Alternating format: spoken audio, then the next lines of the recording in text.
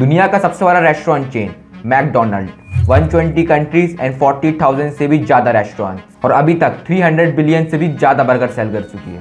और अगर मैं आपसे पूछूं कि दुनिया का सबसे बड़ा रियल एस्टेट ओनर कौन है, ना तो वो कोई दुबई का शेख है, ना तो कोई बिल्डर है, it's McDonald. But wait, McDonald's तो बर्गर बेचते हैं ना, तो वो रियल एस्टेट बिजनेस में कैसे आ गए?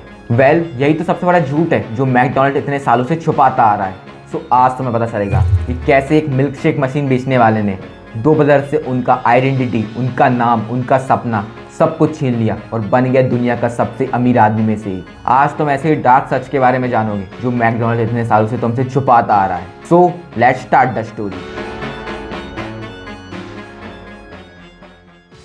तो कहानी शुरू होती है 1940s में, जहाँ पर दो ब्रदर्स रहा करते थे, रिचर्ड एंड मॉरिस मैकडोनल्ड, और लोग उन्हें प्यार से मैक ब्रदर्स बुलाया करते थे। एंड मैक ब्रदर्स का सपना बर्गर बेचना नहीं, मूवीज़ बनाना था।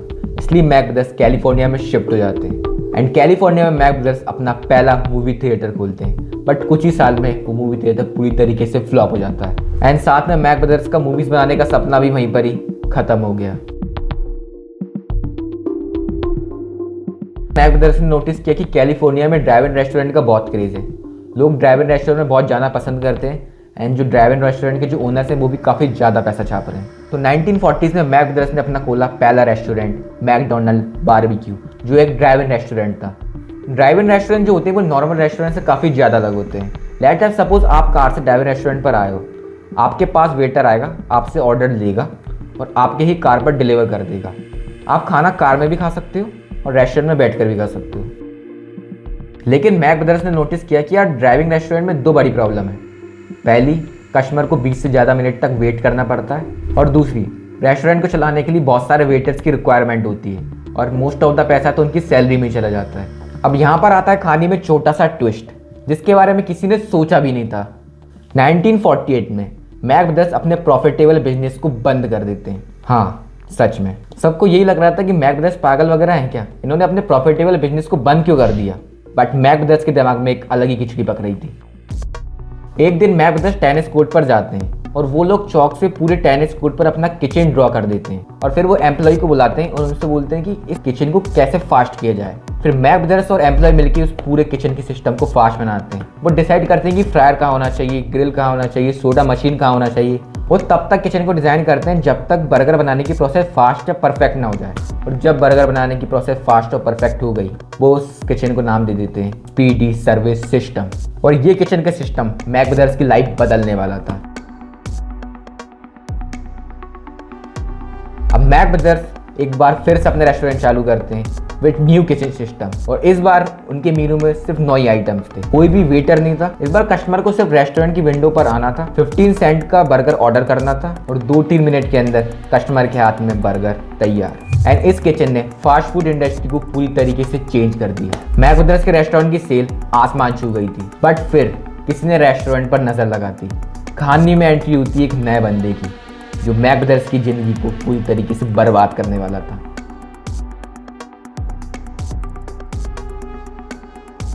अब कहानी में एंट्री होती है रे क्रॉक की। 1954 में रे क्रॉक की एज होती है 52। इस उम्र में मोस्ट ऑफ द लोग रिटायरमेंट का सोचते हैं, बट रे क्रॉक अभी भी स्ट्रगल कर रहा था अपनी लाइफ में। रे क्रॉक मिल्क शेक मशीन बेचता था, बट उसकी मिल्क शेक मशीन कोई भी नहीं खरीद रहा था। एक दिन रे क्रॉक को एक अजीब सा ऑर्डर आया, सैन बर्डिगो में एक साथ 8 मशीन लगवानी है। रे थोड़ा सा शॉक हो गया था कि भाई एक साथ इतनी सारी मशीन, ये रेस्टोरेंट वाले भाई कर क्या रहे हैं। एंड रे जब वहाँ पर पहुँचा तो उसके होश उड़ गए। रेस्टोरेंट में इतनी सारी भीड़, लोग लाइनों में खड़े हुए थे। किचन सिस्टम इतना फास्ट था कि ओनर्स बिना किसी टेंशन के भर के पैसा छाप रहे थे। रे एक बिजनेसमैन तो नहीं था, बट एक सेल्समैन जरूर था। उसको यहाँ पर $1 बिलियन अपॉर्चुनिटी दिखाई दे रही थी। एंड रे मैक ब्रदर्स से जाके मिलता है और उनसे पूछता है कि यार तुम इस रेस्टोरेंट को अलग अलग सिटीज़ में क्यों नहीं खोल देते। देन मैक ब्रदर्स ने कहा कि वो काफ़ी ज़्यादा अर्निंग कर रहे हैं और उन्हें अभी कोई भी टेंशन नहीं चाहिए, इसलिए वो दूसरी सिटीज़ में खोल नहीं रहे हैं। एंड साथ में मैक ब्रदर्स ने रे को ये भी कहा कि अगर तुम इस रेस्टोरेंट को दूसरी सिटीज़ में खोलना चाहते हो तो तुम खोल सकते हो हमारा फ्रेंचाइज एजेंट बनकर। एंड रे इस बात पर एग्री कर जाता है। एंड 1964 में रे और मैक ब्रदर्स के बीच में कॉन्ट्रैक्ट साइन होता है, और ये मैक ब्रदर्स की सबसे बड़ी गलती थी। मैक ब्रदर्स ये नहीं जानते थे कि ये कॉन्ट्रैक्ट फ्यूचर में जाके उनसे उनका रेस्टोरेंट छीन लेगा। 1958 तक आते आते रैन ने बहुत सारे रेस्टोरेंट खुलवा दिए थे, पर शॉकिंग बात तो ये है कि रै के पास खुद के खर्च के लिए पैसे तक नहीं बचे थे, क्योंकि कॉन्ट्रैक्ट में कुछ ऐसा लिखा था कि रै को हर बर्गर की सेल में कुछ परसेंटेज मिलेगा, जिसकी वजह से रै की अर्निंग काफी ज्यादा कम हो रही थी। वहीं पर दूसरी तरफ रेस्टोरेंट ओनर अमीर हो रहे थे और मैक ब्रदर्स भी अमीर हो रहे थे। तभी रै की मुलाकात हैरी सोनेबॉर्न से होती है। हैरी एक फाइनेंशियल मास्टर था और उसने रै को एक रियल एस्टेट प्लान सजेस्ट किया, एंड वो प्लान रै और मैकडोनल्ड को पूरी तरीके से चेंज करने वाला था।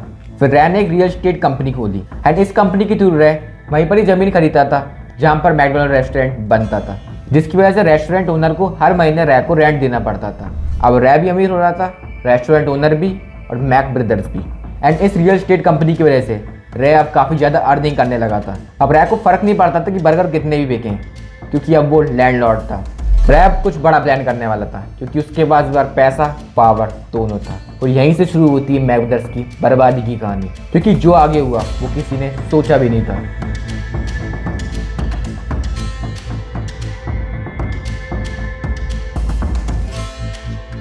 1961 तक आते आते रै काफ़ी ज़्यादा फ्रस्ट्रेटेड हो चुका था, क्योंकि वो इतनी सारी मेहनत कर रहा था, इतने सारे रेस्टोरेंट खोल रहा था, बट अभी भी पावर मैक ब्रदर्स के पास थी। रै को अगर कोई भी छोटा सा चेंज भी करना होता था, मान लो किचन का कलर हो या साइन बोर्ड, उसके लिए भी मैक ब्रदर्स की परमिशन लेनी पड़ती थी, और मैक ब्रदर्स हर बार नो बोल दिया करते थे।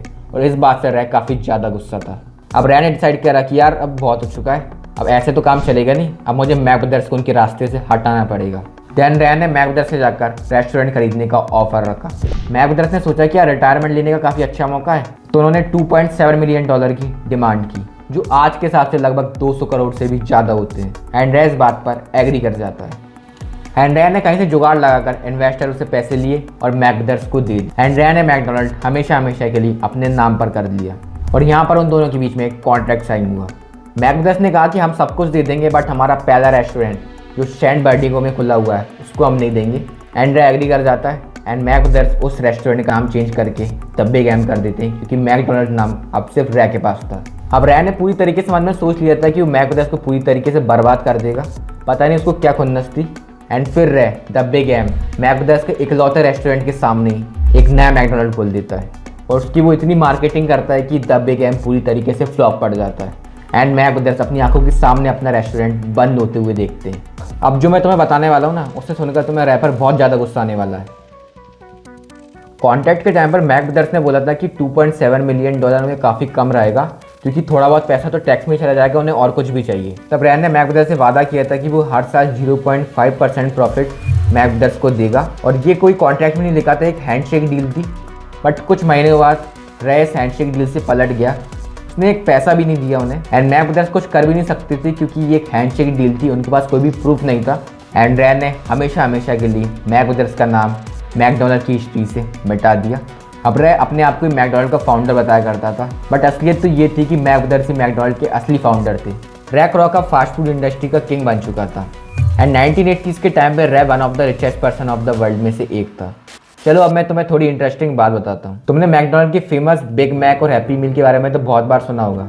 बिग मैक और हैप्पी मील ना तो रै ने बनाए थे, ना तो मैक ब्रदर्स ने, ये मोस्टली रेस्टोरेंट ओनर ने डिज़ाइन किए थे, एंड ये पूरे अमेरिका में बहुत ज़्यादा फेमस हो गए थे। और तुम लोग वो मैकडोनल्ड के क्लाउन को जानते हो, रोनाल्ड मैकडोनल्ड, जो रै ने बच्चों को अट्रैक्ट करने के लिए लॉन्च किया था। और पता है 1980s के टाइम पे मिक्की माउस से भी ज़्यादा फेमस था। और एक शॉकिंग बात बताऊँ, मैकडोनल्ड बर्गर बेचने से ज़्यादा पैसा रियल एस्टेट बिजनेस में कमाता है, और आज की डेट पर मैकडोनल्ड की टोटल नेट वैल्यू $200 बिलियन है।